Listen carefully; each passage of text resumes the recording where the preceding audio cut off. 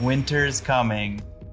Temperatures are starting to drop. The last fruiting blocks are drying up in the tents. But if you want to have a successful spring, you need to follow these next steps before you go into hibernation mode.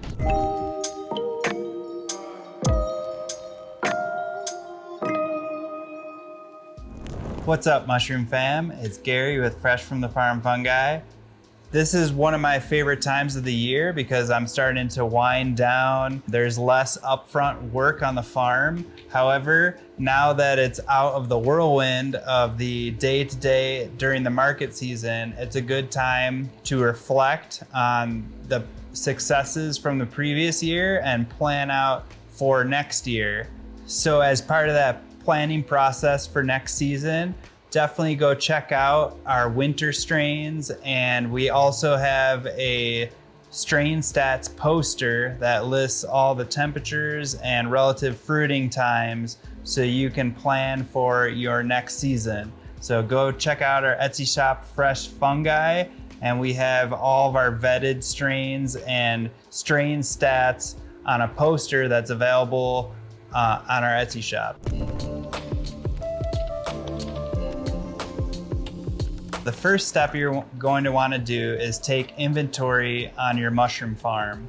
So starting out with the consumables like your grow bags, your injection ports, all of your substrate. So whether it's your hardwood pellets, your supplements, or your grain spawn, you're going to want to gather all of that material so you're ready to dive into next year's production.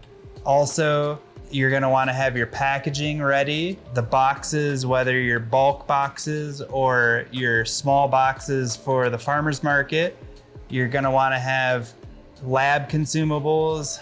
So that's gloves, cleaning supplies, nutrients for your auger, different syringes for making liquid cultures, and also having a healthy inventory of cultures or a healthy library of your cultures so that you can start right when the weather starts to turn.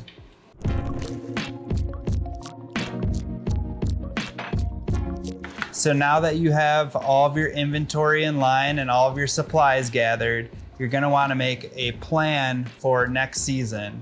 So whether you're gonna supply the same customers as before or you're reaching out to new clients, you're also going to want to figure out what mushrooms you're going to be growing. This is a good time to check your genetics and make a schedule based on what mushrooms you're deciding to grow or what mushrooms that your clients are wanting for the next season. So this is a good time to make your grow schedule. Some of the longer fruiting mushrooms like shiitake or maitake are gonna take 6 to 8 weeks, so you'll have to plan accordingly. And then some of the other faster growing mushrooms like oysters or lion's mane, you can kind of put on the back burner. All right, so after you've touched base with your customers and you've gathered your supplies, you're going to want to consider making any investments for next year. So what I always do at this time of year is kind of reflect on my successes and failures from the previous year. And that way it helps you identify some of the bottlenecks on your farm. So what were your bottlenecks the previous year and where should you invest capital? That kind of depends on your farm and where you are along in your growth. If I was just starting out and I was having problems with contamination, for instance, I would invest in a flow hood. If I was having a lot of labor bottlenecks, especially during sterilization, maybe I would invest into a larger autoclave or a steamer to help mitigate that process. So this is a really good time to reflect on your farm individually and decide where you want to improve your process for the next year.